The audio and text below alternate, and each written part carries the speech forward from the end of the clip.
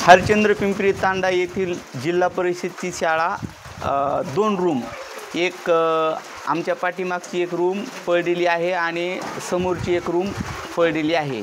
मी हरचंद्र पिंपरी तांडा येथील ग्रामस्थ म्हणून बोलत आहे। माझं नाव सुंदर धोंडीराम राठोड। आमची एक विनंती प्रशासनाला की लहान मुलं या शाळेत शिकत असून प्रशासनाने आमच्या मागणीकडे इथून मागे दुर्लक्ष केलेले आहे। आम्ही वेळोवेळी प्रशासनाला विनंती आणि अर्ज करून प्रत्यक्ष भेट देऊन मागणी केली असता आजपर्यंत आमच्या मागणीची प्रशासनाने दखल घेतलेली नाही। म्हणून आमची एक विनंती आहे की ज्या शाळेमध्ये गरीब ऊसतोड मजुराचे मुलं शिक्षण घेतात त्या शाळेला आणि त्या ठिकाणी त्या शाळेला व्यवस्थित बांधकाम करून देण्यात यावी ही आमची प्रशासनाला विनंती आहे।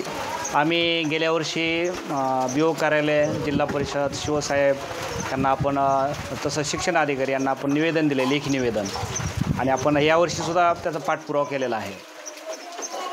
2 वर्गखोल्या पूर्णपणे पडल्यात आणि 1 वर्गखोली पडण्याच्या स्थितीत आहे।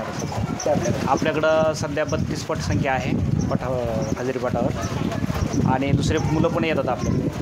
आमची अशी मागणी आहे की आम्हाला कमीत कमी 2 वर्गखोल्या शासनाने तात्काळ मंजूर करून बांधकाम करून द्यावं।